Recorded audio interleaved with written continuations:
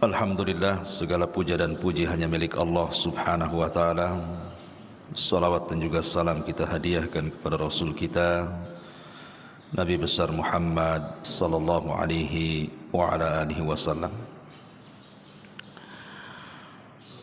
Alhamdulillah, di pagi hari ini setelah melaksanakan salat subuh berjamaah, bisa duduk-duduk untuk bertalabul ilmi di Masjid Nidaul Ilmi. Dan pembahasan di pagi hari ini kita akan membahas tentang 10 perkara yang bisa menghancurkan dunia kita dan akhirat kita. Tentu dari 10 perkara ini menyangkut persoalan dosa-dosa manusia, karena setiap dosa itu pasti ada pengaruhnya. Jangankan kita, para sahabat Nabi sallallahu alaihi wasallam, ketika mereka melakukan kesalahan karena tidak nurut dengan perintah Nabi sallallahu alaihi wasallam dalam perang Uhud, terjadi kekalahan. Ketika Nabi sallallahu alaihi wasallam meletakkan 50 pemanah di sebuah bukit Ainain, dan ketika itu dipimpin oleh Abdullah bin Zubair radhiyallahu anhu,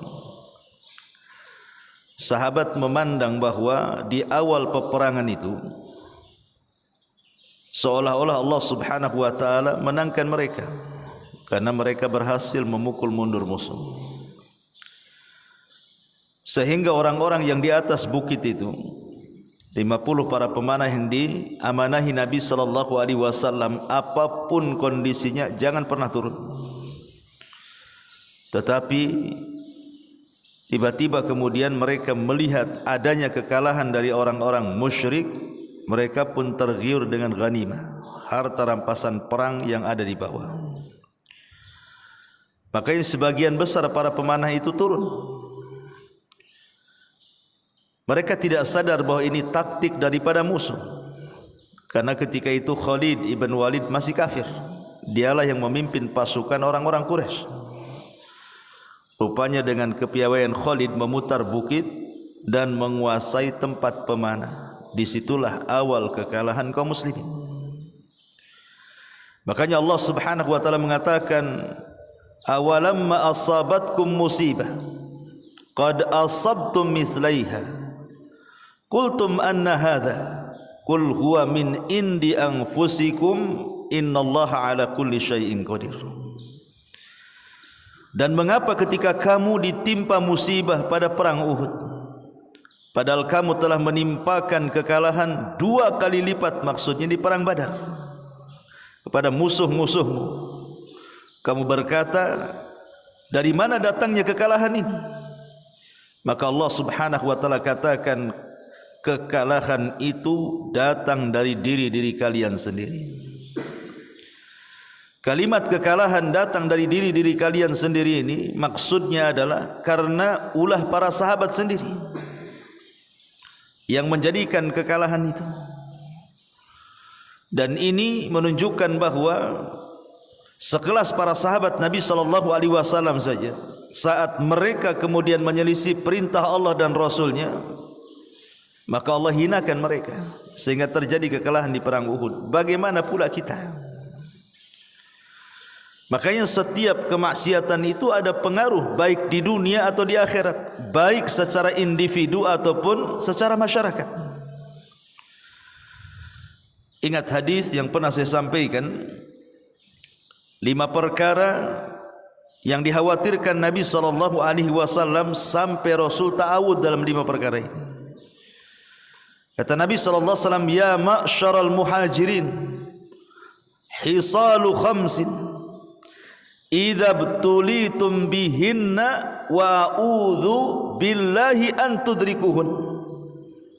5 perkara kata Rasul Kalau sampai menimpa kalian, a'udzubillah, aku berlindung kepada Allah Subhanahu wa taala, jangan sampai ada. Nabi SAW mengkhawatirkan 5 perkara. Kenapa? Karena efeknya, pengaruhnya itu besar sekali. Kata Nabi SAW, lam tadharil fahishatu fi qaumin qat hatta yu'linu biha illa fasha fihimut ta'un wal auja allati lam takun madat min aslafihimul ladzina madah. Tidaklah sebuah fahisha, ada yang mentafsirkan fahisha di sini perzinahan, homoseksual, LGBT dan yang semacamnya, dilakukan terang-terangan kecuali ditimpakan kepada mereka penyakit taun dan penyakit-penyakit yang belum pernah ada sebelumnya. Kemudian kata Nabi SAW, wala tunkisul mikyala wal mizan illa ukhidu bis sinin wa syiddatul maunati wa jawri sultan. Dan tidaklah mereka mulai mengurang-urang takaran, timbangan dan meteran kecuali ditimpakan kepada mereka as-sinin, pacaklik yang berkepanjangan, sulitnya ekonomi, dan dikuasakan pemimpin-pemimpin zalim atas mereka. Bayangkan satu dosa tetapi azabnya 3. Dosanya 1, mengurang-urang takaran, mengurang-urang timbangan, mengurang-urang meteran, curang dalam dagang intinya. Tapi lihat efeknya, 3 azab diturunkan secara langsung. Kata Nabi SAW, ukhidha bisinin, akan ditimpakan paceklik di antara mereka, walaupun hujan tidak berkah hujannya. Kemudian yang kedua, syiddatul maunah, susah ekonomi, banyak pengangguran, walaupun bekerja tidak berkah pekerjaannya. Bahkan wajawru sultani alaihim, dikuasakan kepada mereka para pemimpin zalim. Jadi kalau di negara kita ini kemudian banyak para pemimpin-pemimpin zalim, boleh jadi penyebabnya karena masyarakatnya suka mengurang-urang timbangan. Makanya Allah kuasakan kepada mereka para pemimpin yang zalim. Kemudian yang ketiga kata Nabi SAW, walam yamna'u zakata amwalihim illa muni'ul qatra minas sama walaulal bahaim lam yumtiru. Ketika mereka sudah tidak lagi mengeluarkan zakat-zakat mereka, kecuali hujan akan ditahan dari langit, kalaulah bukan karena binatang ternak, karena kambing, unta atau karena sapi, tentu Allah tidak akan menurunkan hujannya kepada kita. Jadi kalau seandainya bukan karena binatang ternak, Allah pasti menghentikan hujan itu ketika manusia sudah tidak mau bayar zakat. Dan yang keempat, wa man lam yahkum. Dan yang keempat, walam yanqudu ahdallah wa ahda rasulih illa sallatallahu alaihim aduwa min ghairihim fa akhadha ba'dha ma fi aidihim. Dan ketika mereka sudah mulai memudarkan perjanjian mereka dengan Allah dan Rasulnya, mulai meninggalkan Quran, meninggalkan sunnah Nabi, kecuali akan dikuasakan kepada mereka musuh dari luar, kemudian mengambil sebagian harta kalian dan meninggalkan yang lainnya. Artinya akan terjadi penjajahan. Kalau sudah kita meninggalkan Quran dan sunnah, negeri kita akan dijajah. Dan yang terakhir, wa man lam yahkum a'immatuhum bima anzalallah wa takhayyaru fima anzalallah illa ja'alallahu ba'sahum bainahum. Ketika kemudian hukum-hukum Allah mulai ditinggalkan dan beralih kepada hukum manusia, maka Allah akan kuasakan kepada mereka saling bertengkar di antara mereka, saling sikut, saling sikat di antara mereka. Lah kita lihat 5 perkara ini menyangkut dengan dosa. Dan di sana ma'asyiral muslimin yang dimuliakan Allah Azza wa Jalla, ada 10 dosa yang kalau seseorang melakukannya, hancurlah dunia kita, hancurlah akhirat kita. Apa 10 dosa itu? Yang pertama, asyirku billah, kesyirikan kepada Allah Subhanahu wa taala. melakukan kesyirikan kepada Allah Subhanahu wa taala. Di dalam Al-Qur'anul Karim Allah Subhanahu wa taala mengatakan la in asyrakta la yahbatanna 'amaluka wa la takunanna minal khasirin. Ayat ini khitabnya kepada siapa? Kepada Nabi.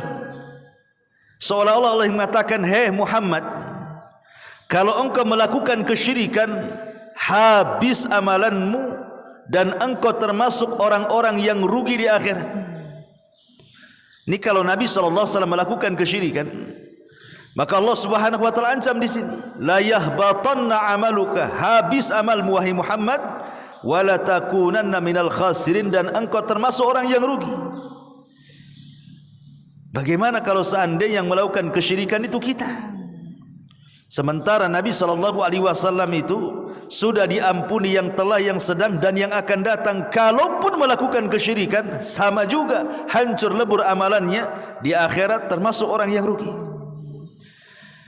Karena kesyirikan itu mengakibatkan keberkahan di sebuah negeri akan dicabut dan mengakibatkan penyesalan kelak pada hari kiamat. Dan kesyirikan di zaman sekarang luar biasa, mulai dari syirkul asghar sampai syirkul akbar, ada semua. Kesyirikan ini berkembang, ikhwan. Coba bayangkan di zaman Nabi Nuh alaihi salatu wassalam, kesyirikannya apa? Hanya menyembah patung-patung yang dikultuskan, bahwa ini adalah patungnya Yaghus, patungnya Ya'uq, patungnya Nasr, dan mereka orang-orang saleh yang dijadikan patung itu. Itu pun pada permulaannya mereka menjadikan patung itu tidak disembah, hanya untuk nostalgia saja, karena mereka orang-orang soleh, para ulama di zaman itu kemudian meninggal, tidak ada penerusnya. Kemudian setan datang kepada kaum Nuh untuk membuatkan patung-patung mereka supaya diingatkan kebaikan mereka. Itu pada awalnya tidak ada kesyirikan, tapi namanya setan itu kan tujuannya bukan hanya sekedar itu. Dia tujuannya itu jangka panjang. Makanya ketika generasi pembuat patung pertama ini sudah meninggal dunia, kemudian datang generasi kedua dan ketiga, maka setan datang lagi dan mengatakan, sungguh aku hidup di zaman nenek moyang kalian. Aku tahu maksud mereka membuat patung itu. Apa itu? Mereka itu ingin mendekatkan kepada Allah sedekat mungkin lewat patung-patung itu.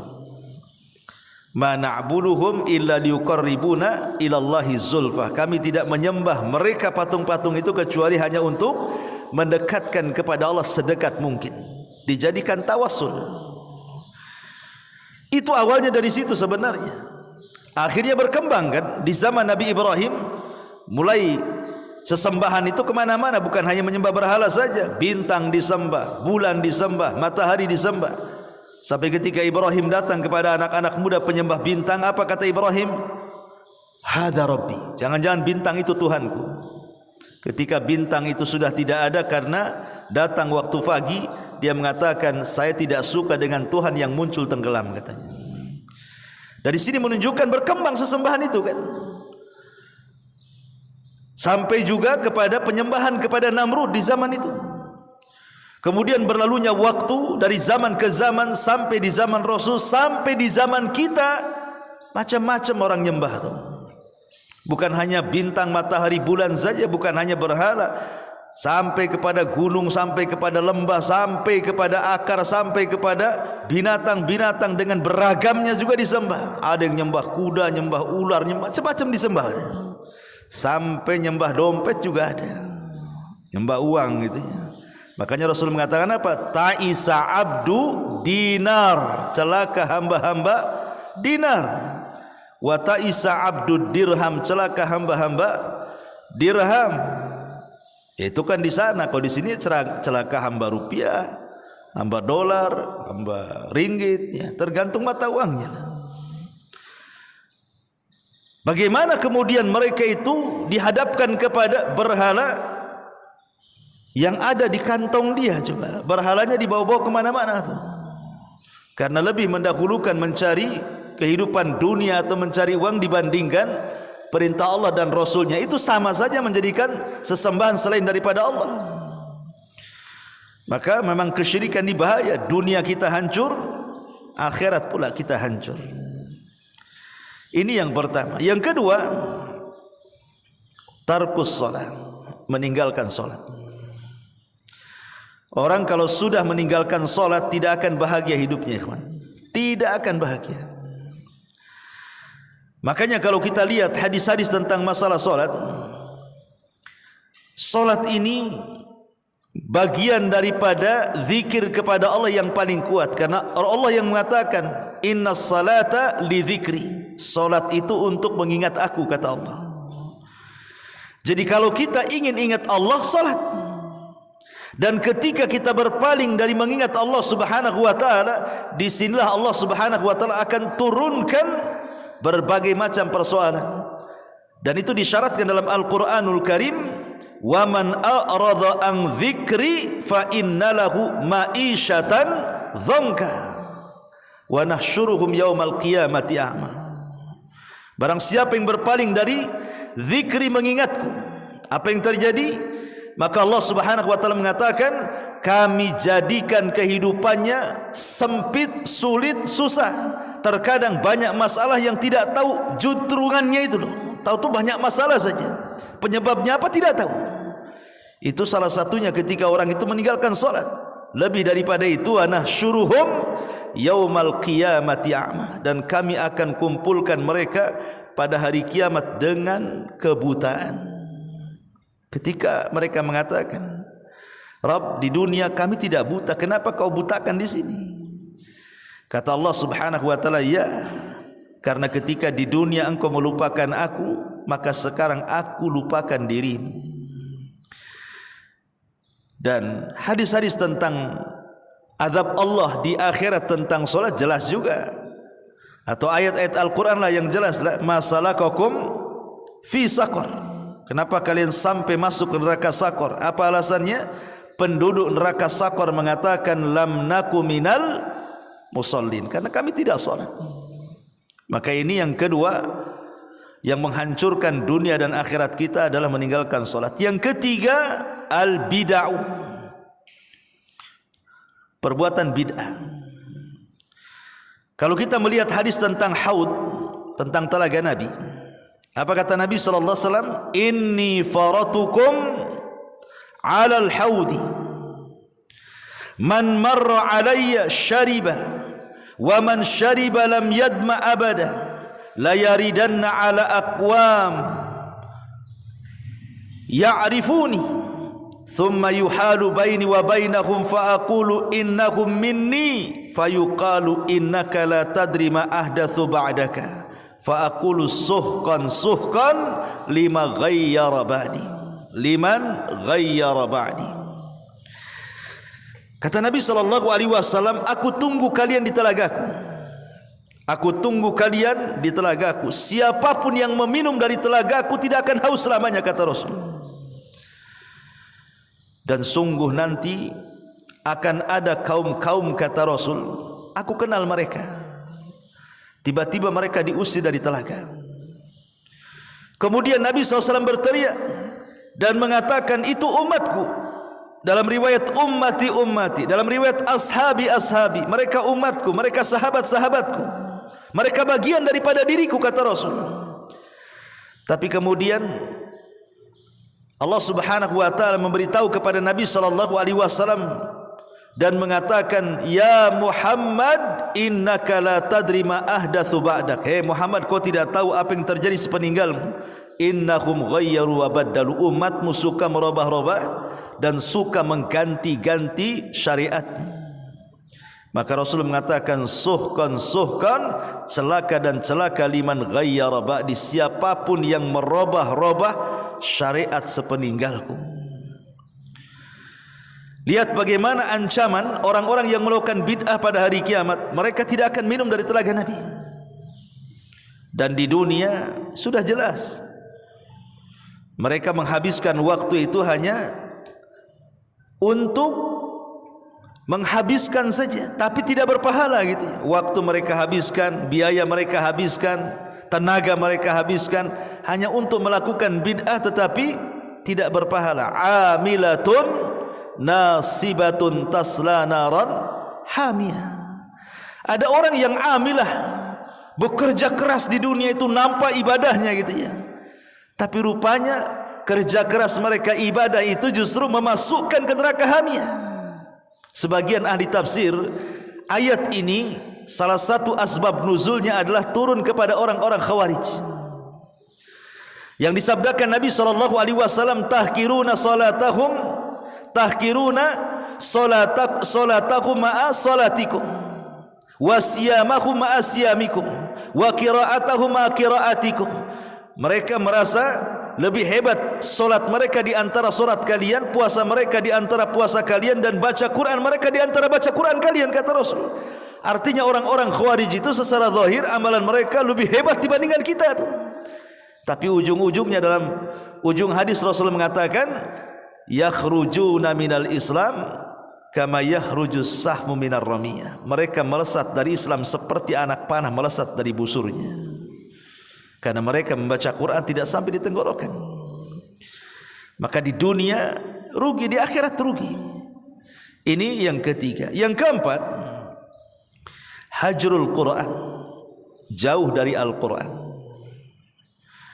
Allah Subhanahu wa taala mengatakan, wa qala ar-rasul inna qaumi ittakhidhu hadzal qur'ana mahjura.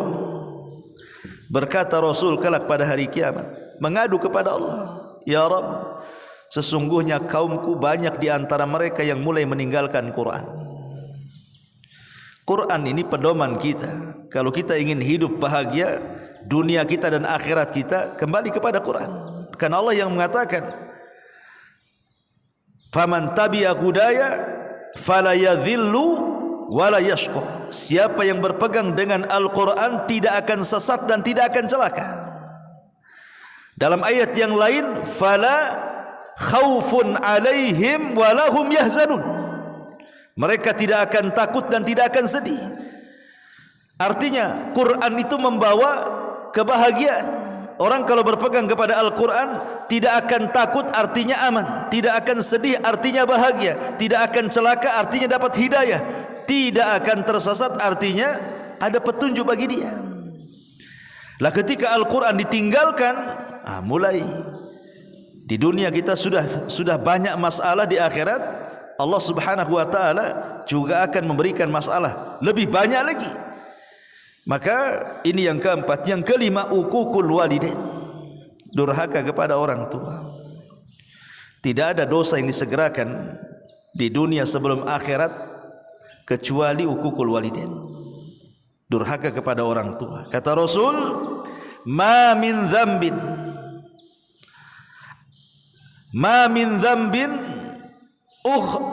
dzambin akhra an yu'ajjilallahu li sahibihi al-uqubata fid dunya qabla al-akhirah, al-baghyu wa qati'atur rahim. Tidak ada dosa yang disegerakan Allah bagi pemiliknya di dunia sebelum akhirat melebihi daripada memutus silaturahim dan melakukan kezaliman. Memutus silaturahim yang paling bahaya adalah ketika seorang anak durhaka kepada orang tua. Itu paling bahaya, memutus silaturahim. Lihat di sini Rasul mengatakan di dunia akan disusahkan, di akhirat lebih disusahkan lagi. Ini yang kelima. Yang keenam, az-zulmu kezaliman. Berdasarkan hadis ini dan hadis tentang orang-orang yang dianggap bangkrut oleh Nabi SAW pada hari kiamat. Ketika Nabi SAW mengatakan, tahukah kalian siapa orang yang bangkrut di antara umatku? Sahabat mengatakan, orang yang bangkrut ya orang yang gulung tikar usahanya, orang yang tidak punya uang. Polos saja sahabat menjawab. Tapi Rasul mengatakan bukan itu maksudnya. Tetapi orang-orang yang membawa pahala puasa, pahala solat, pahala zakat kelak pada hari kiamat. Di satu sisi dia pula kemudian mencaci maki orang, menuduh orang, mengambil harta orang, menumpahkan darah orang, memukul orang dan begitu seterusnya. Maka mereka akan didatangkan antara orang yang zalim dan orang yang dizalimi.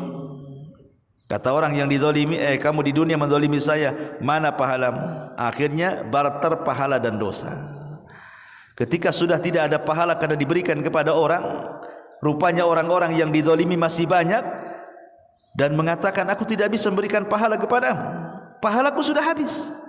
Maka orang-orang yang dizalimi mengatakan tidak ada masalah, kamu tidak memberikan pahala kepadaku, cukup engkau tanggung dosaku saja. Itulah bangkrut, pahalanya hilang, dosa pula orang ditanggung dia. Kalau dalam bahasa pengusaha itu modalnya hilang, hutang pula numpuk. Itu orang bangkrut. Lah ini orang-orang zalim ini di dunia saja mereka tidak akan tenang, orang zalim itu.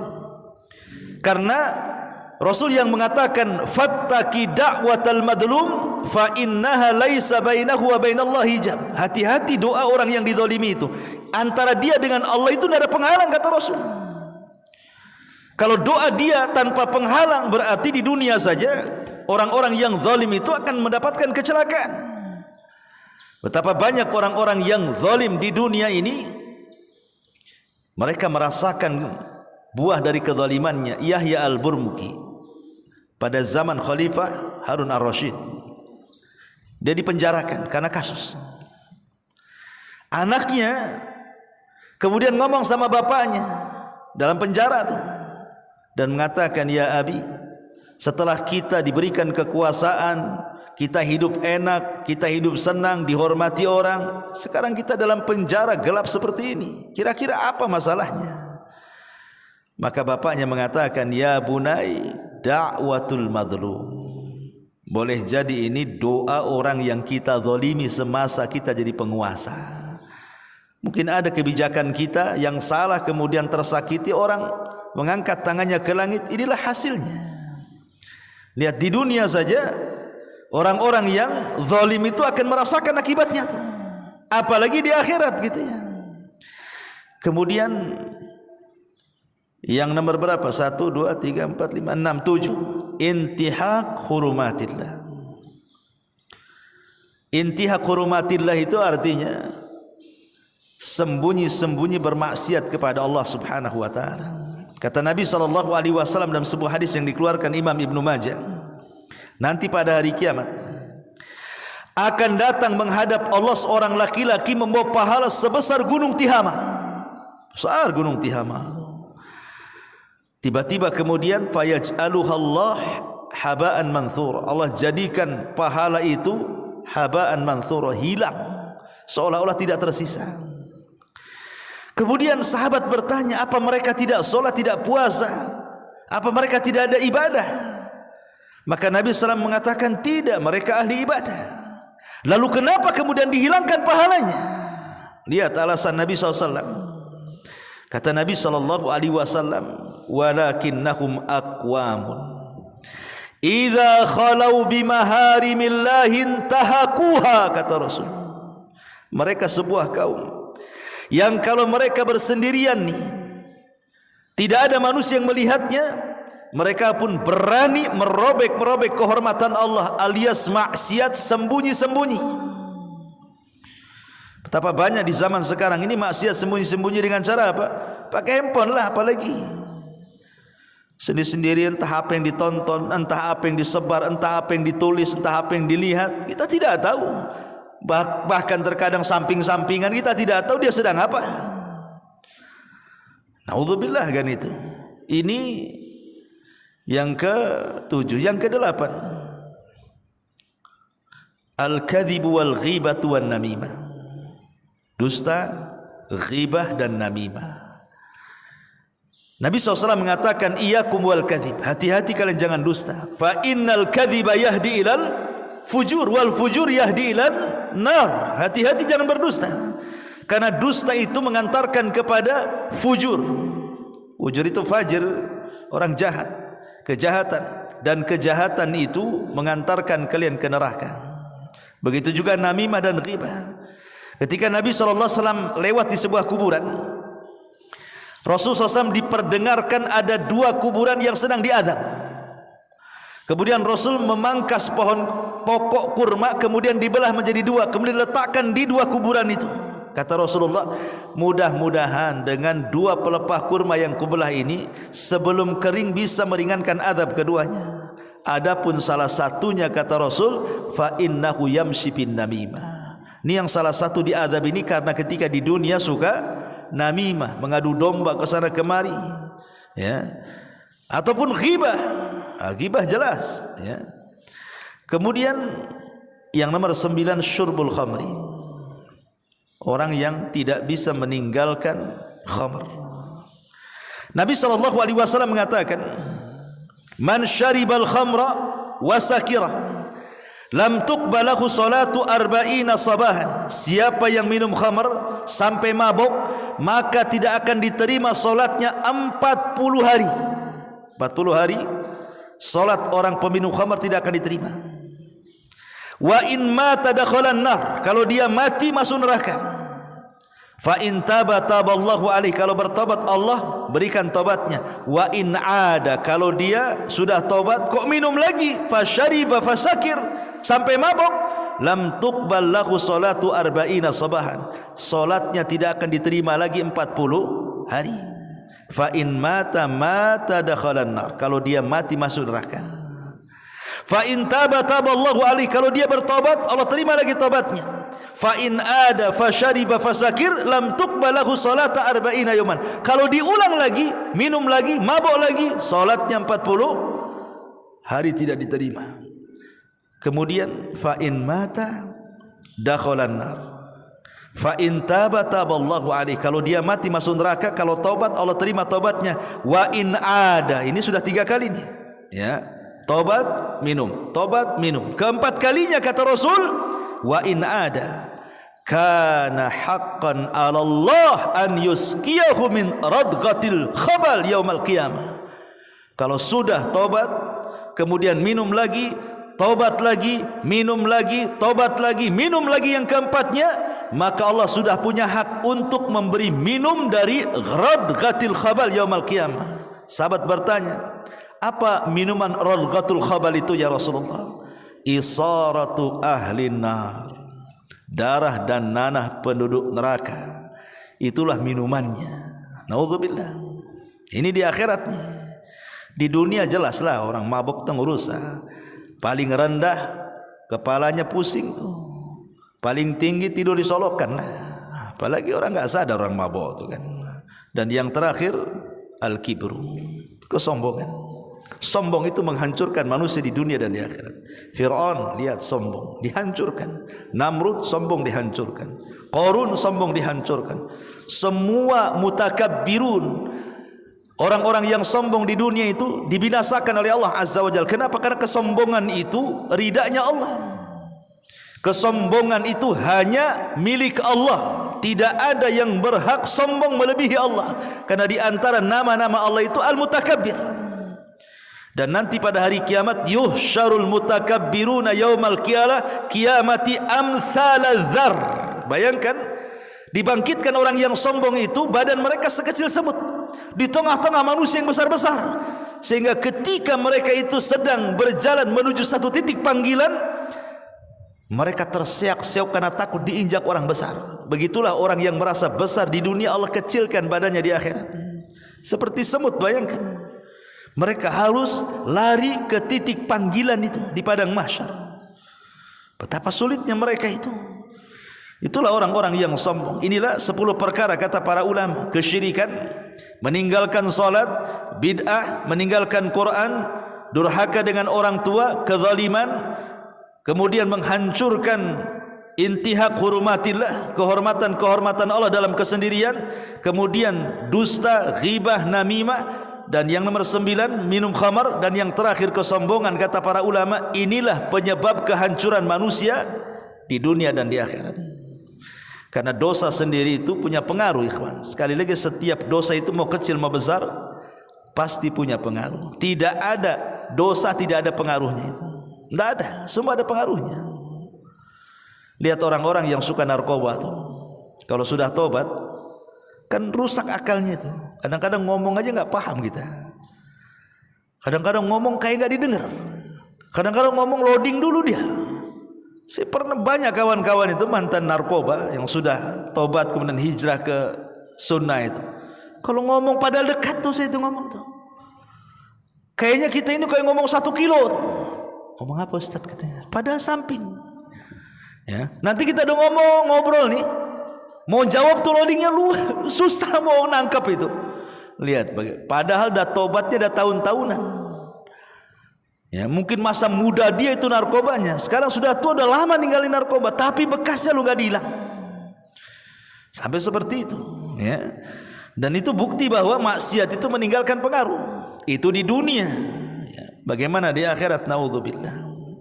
Wallahu a'lam bishawab. Ini yang bisa sampaikan. Mudah-mudahan ada manfaatnya. Subhanaka bihamdika asyhadu an la ilaha illa anta astaghfiruka wa atubu ilaik. Allah taala. Assalamualaikum warahmatullahi